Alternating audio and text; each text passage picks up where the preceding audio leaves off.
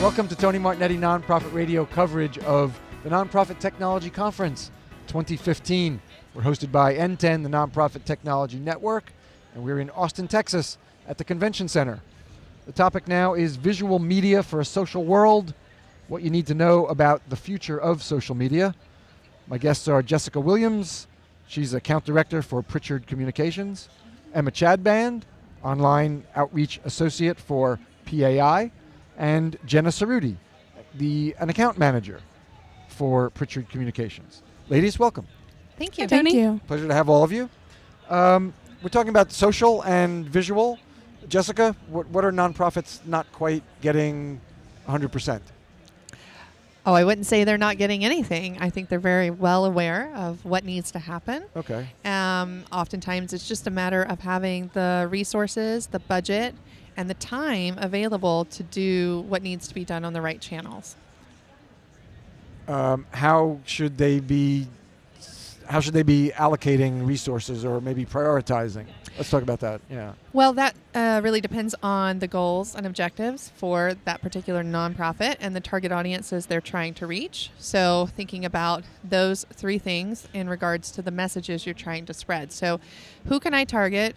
Where are they? And why is this important to them? And what channels are going to help me reach that audience? All right.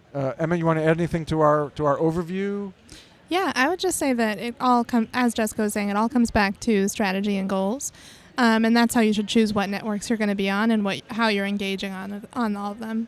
And so Jenna, we want to be avoiding shiny object syndrome. And right, just because something is new doesn't mean we ought to be there. Exactly. We're all about, paying attention to strategy. And the reason we're here at NTEN today is because we find that a lot of nonprofits are really intimidated by these visual media tools. Oh, yeah? Yeah, there's a lot out there, and there's always other ones sprouting up. So we're kind of here today to hone that in and share kind of the important facets of each of those, and share how nonprofits shouldn't be intimidated by those, and really, feel free to explore them and play around with them. Okay, let's not start with the most popular, Facebook, etc. Something that's pretty popular, growing, Vine. Why don't we start with Vine? These little 6-second videos. Let's keep with you, Jenna. What are your thoughts there? Well, so, Vine was acquired by Twitter in 2012. So we've seen in the past 3 years that it's really making optimizations that make the channel really appealing to organizations and nonprofits. They're letting users upload videos directly from their camera roll. They're adding different editing features that make it really user-friendly. So we're seeing that nonprofits are really seeing success on Vine, and I think Emma can talk even more about how her organization has seen success with driving traffic to its blog. Okay, go ahead, Emma. What's PAI doing? Well, we've had a lot of success in Vine, and the thing I always tell people about that platform is the value is not necessarily on the channel, it's with the content that you can create. Making video is really expensive and time-consuming, but if you use Vine, it's cheap and quick. So it's much easier to make a 6-second video in Vine than it is to make a 6-minute video for YouTube. Oh, for sure. And so we have made these great little videos on Vine, and then we'll embed them in our blog. And anytime we've done that, we get like double the traffic and tons of positive comments and a ton of engagement. Well, what if we have no idea really what to do with 6 seconds of video? You go ahead. Let's stick with you, Emma. I just don't know what I can do in 6 seconds. Well, I think it comes down to your nonprofit's mission and what you're trying to tell people. Like, I spoke to someone after our session from another reproductive health nonprofit who's saying, we just constantly work in data. We don't have any people to film or anything like that. But if you have something like data, you can do a great visualization in Vine. People, even news organizations have used Vine, like CNN, to do cool graphs and stop motion videos. You can really do anything in that platform. It's really great for creativity. Okay, Jessica, if we're thinking about Vine, where do we start our thinking to decide whether we should spend time there? Well, it again goes back to what are you trying to accomplish? So most nonprofits, one of their big overarching goals is fundraising. So are they trying to retain a donor base, or are they trying to attract new donors? So in that example, Vine might be a great platform to reach a younger audience, particularly as Emma mentions, the content itself can be, there's the platform allows for a lot of creativity, and so obviously younger generations enjoy kind of that creative spin on content. So it might be a great place to attract new donors and to engage new audiences. So, But to your point of being strategic, if you're trying to engage younger audiences, correct. If that's not an objective of yours, then maybe Vine isn't appropriate. Correct. Or it may be. I mean, in Emma's example that she uses in our presentation is a great example of birth or contraception. And it appeals to me, and I'm 34 years old. So, and it's a Vine video. So it doesn't necessarily have to be a younger audience. It was just, again, goes back to your goals and objectives for your organization. Okay. So our first place to be thinking when we're considering something is, how does it fit? What do we feel we can do with it? Mm-hmm. How do you know, though? But when you're asking, I mean, yeah, sure. I mean, we can do 6-second videos, and we have people, let's say, make sort of the simplest case and take, let's take a shelter for domestic violence victims and survivors. We have that, and if we can do it anonymously, and but how do we know whether we can use it successfully for the work we're trying to achieve? Well, I think you have to look at your budget. Like, do you have the staff time available? Do you have the amount of time it takes? I mean, Emma, the video she shares in our presentation actually took her 3 hours to create. So do you have 3 hours to make a great video? That's up to you and your organization. So it's really hard for me to advise, or any of us to advise any particular general set of ideas without knowing your particular situation and looking at your strategy and your goals. Maybe just what questions should we be asking? Mm-hmm. Well, regarding target audiences, what are their behaviors? So are they online? Maybe if you're reaching policymakers or partners, those audiences are very different. So thinking about what kind of online content do they consume? What topic or issue area are you focused on? Is that appropriate for video? Like you talked about a shelter for domestic violence. Is that something, how can we capture that on video in a positive light? How can we instill a call to action in that video to mobilize our audience to action? So it's really, I think, we keep going back to strategy and messaging and what are you trying to mobilize your audience to do? And is video and is Vine an effective tool to reach that? Of course, do we have the resources to do it? Okay, Emma, it sounds like you wanted to add. Looked like you wanted to add something about Vine. Or? No, I just think it really does come down to what is your offline goal, and that's with any platform. It could be, we're actually looking into launching our Instagram, and we've just rebranded, and we have a new logo. And as part of that process, we found out a lot of people don't understand what we do and how we work. So we're launching Instagram, not because we think it'll give us a lot of traffic or because we'll get a ton of followers, but because that's another platform so people can see photos of where we work, who we're working with, how we're doing it. So it really is like a storytelling tool, and that can go for any platform. You have to have an offline goal before you can figure out what you want to do online. Okay, excellent. So we can drill down to these things. We can at least give advice on what you need to be thinking about, what questions you should be asking. Okay. All right, so we seem to have transitioned to Instagram very conveniently. Thank you.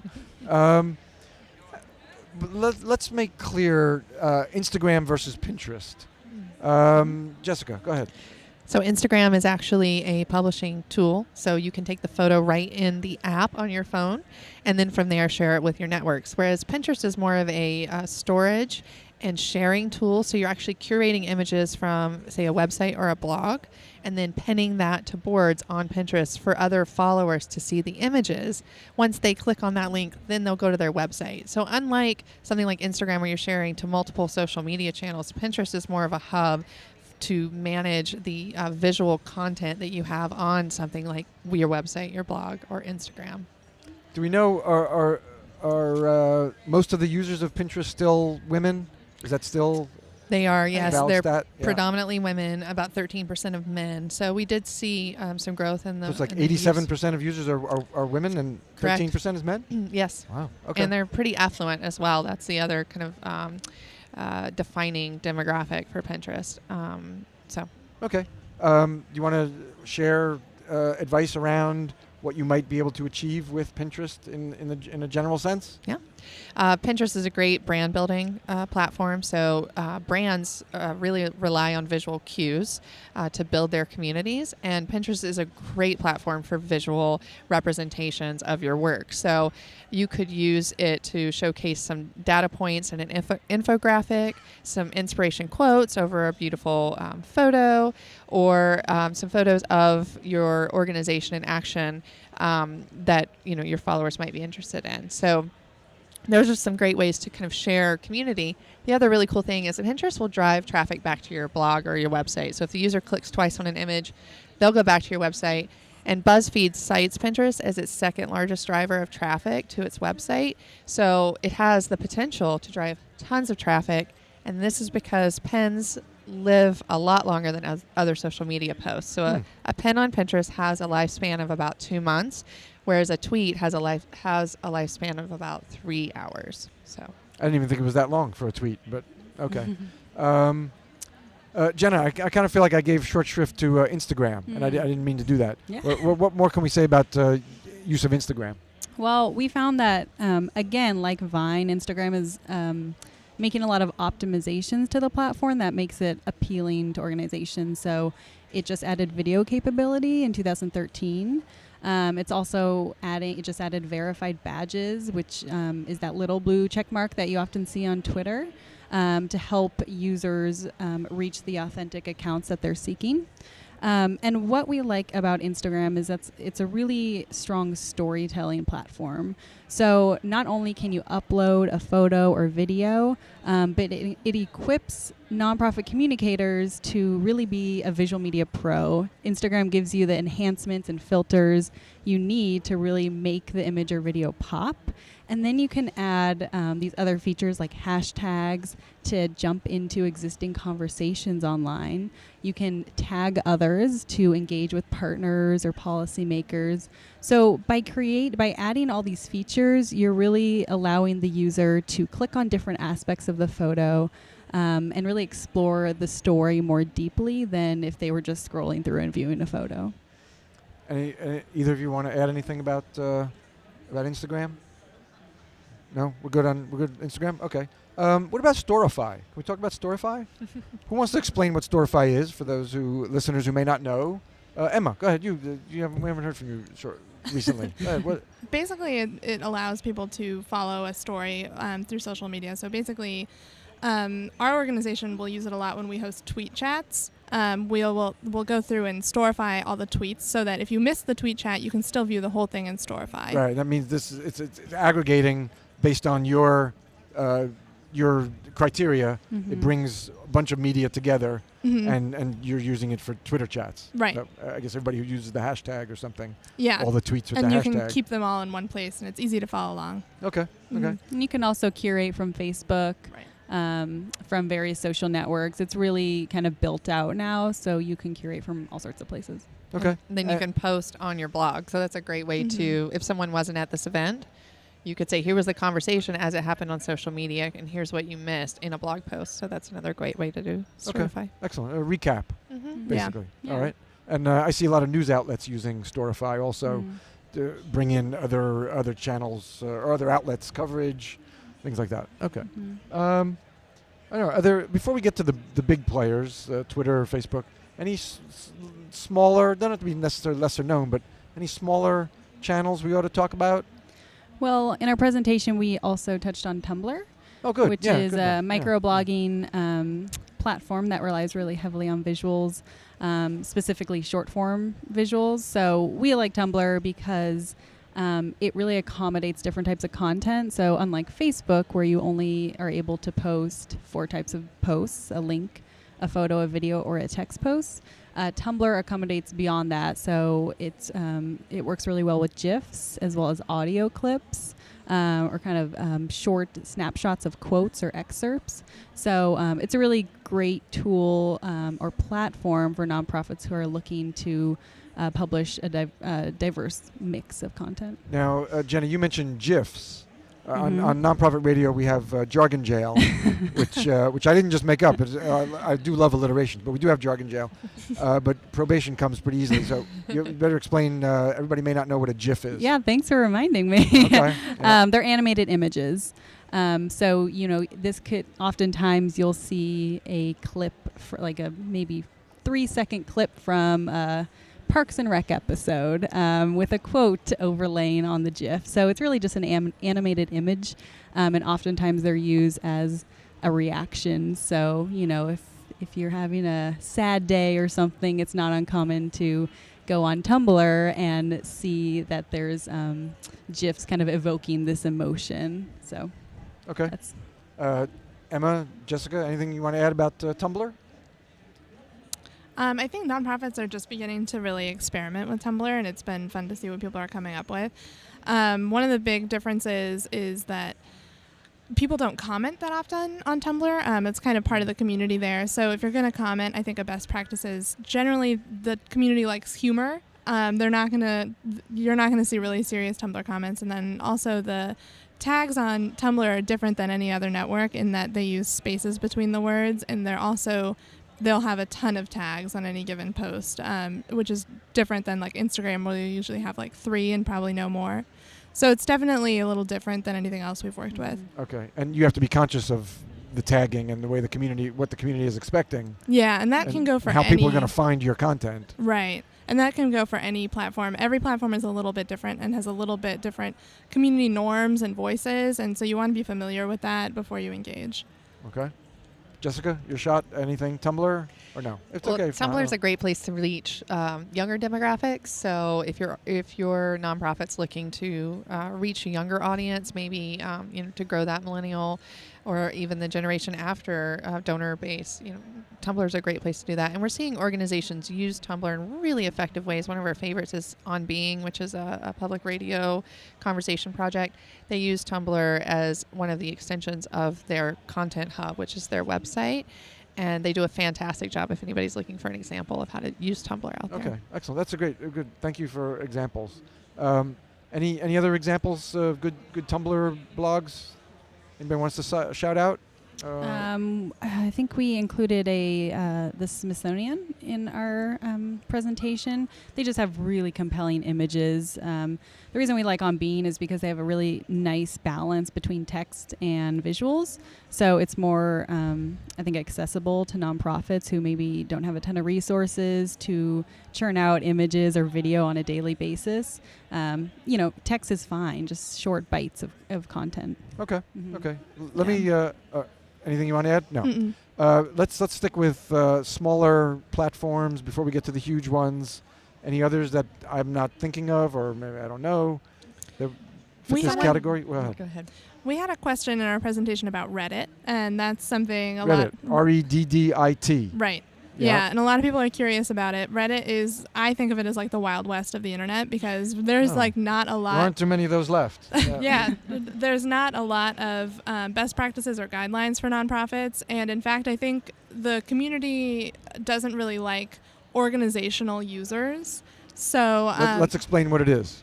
Oh, Reddit is like an aggregation site primarily for news or other current things, and it's basically just a big list of links, and it's divided into thousands of tinier communities called subreddits, which are like niche interests, and they're part of the bigger site as a whole. Okay.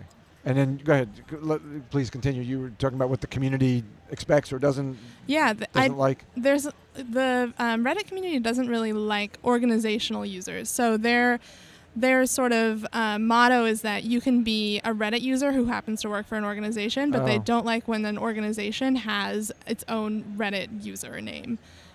So the best way to engage on Reddit is from a personal account usually, because you want to be engaging in other communities that aren't just from your nonprofit. Okay, excellent. Yeah. Obviously important to know. You'll be scorned before you even get started. Yeah, you can get banned Day one. really quickly. Okay. You can get banned. But it is a great place for, I mean, we've seen huge amounts of traffic from Reddit. Like other platforms, we can get a couple hundred, a couple thousand visits, but Reddit, once we got 10,000 visits from Reddit in a night from one piece of content. Is that because these subreddits are so narrowly and closely defined? That's part of it. Once It's you also find just some of one them? of the biggest drivers of traffic on the internet now. It is a huge site. It's been around, I believe, for about 5 years, I think. And there's just so many people on there. And if you find the right subreddit that corresponds with your mission and your nonprofit, they're going to be really excited to see your content. Okay. Yeah. Anything we want to add about Reddit? Well, I was just going to add that I thought Emma was going to cover this. Someone in our presentation asked about Snapchat, and that's not Wait, something. let me just see. Jenna, did you have anything you wanted to add about Reddit? Nope. Emma covered Okay. it. You okay. Go ahead, please, Jessica. Sorry. Snapchat. Yeah. Okay. Snapchat is. I'm just trying to keep a little order. That's oh all. no, you're good. You're doing great. You're an anarchist. Yeah. But that's okay. Keep everybody We can get a little reined in. wild, so you gotta rein it in. So Snapchat is a very new platform, and it's used by much younger generations. But Emma mentioned during our presentation that DoSomething.org is doing a great job with Snapchat. I don't know if you want to talk about that more, but Go ahead, Emma. They've Sure. had I remember reading a case study where they had like a Snapchat scavenger hunt, and there's I believe the guy who's running it is called the Snapster. He's like really the pioneer of nonprofits on Snapchat, but he was basically like snapping pictures of himself. It was around Valentine's Day, snapping pictures of himself around the city with different signs corresponding to what they were doing, and it was a really successful campaign. But yeah, I would love for you guys should look it up. It's DoSomething.org. And I've already had Aria Finger on. Ari's been on twice. Oh, great. And talking about Do Something, and also talking about TMI, Oh, okay. their consulting arm. Yeah. Right. We didn't do Snapchat. We didn't explain what it is. Jenna, we haven't heard from you recently. You want to explain what Snapchat is? Yeah, let me see if I can do this in a concise Okay. way. It is a photo sharing app that lets users share temporary photos, meaning, and I believe you can do video now on it too. Lets users take a photo and basically you can send it to your friend for 3 seconds, for 10 seconds, and then after that it disappears. Right, that's the snap, and that's what we think Exactly. young people like it because it's ephemeral. It's Mhm. it's like a conversation. Right. I've seen it used a lot among young people. They share their reactions. So if someone sends a text, they'll respond with a Snapchat of their face, making an emotion reaction to Okay. it. So now I have a choice. If I want to share a reaction, I got to choose between Reddit and Snapchat. This is by then my reaction is dead. I'm overreacted already. Well, I think it really What am I just gonna do? it How do I emphasizes choose? again that, especially among millennials and even younger generations, that communication's just getting more visual. So people want to see faces. They want to engage with people. So text messaging isn't even, that's might go away. People really want to communicate face to face, and they're using Snapchat as a vehicle to do so. Okay, Mhm. excellent. I love that we just have like 2 minutes left, and we haven't even talked about Facebook or Twitter yet. But I'm gonna, since I like Twitter a lot, I have a lot of fun with Twitter. Just like a minute and a half or so. Who wants to talk about strategy for Twitter? Go ahead, Jessica. I'm happy to. So Twitter is a social networking platform that allows you to send tweets, which are 140 characters long and no more. Hashtags are extremely popular on Twitter. It's fact Hashtags critical. where Right. they originated. They allow you to engage in conversations outside of your immediate conversation that you're having. So, it's common to see multiple hashtags in one tweet.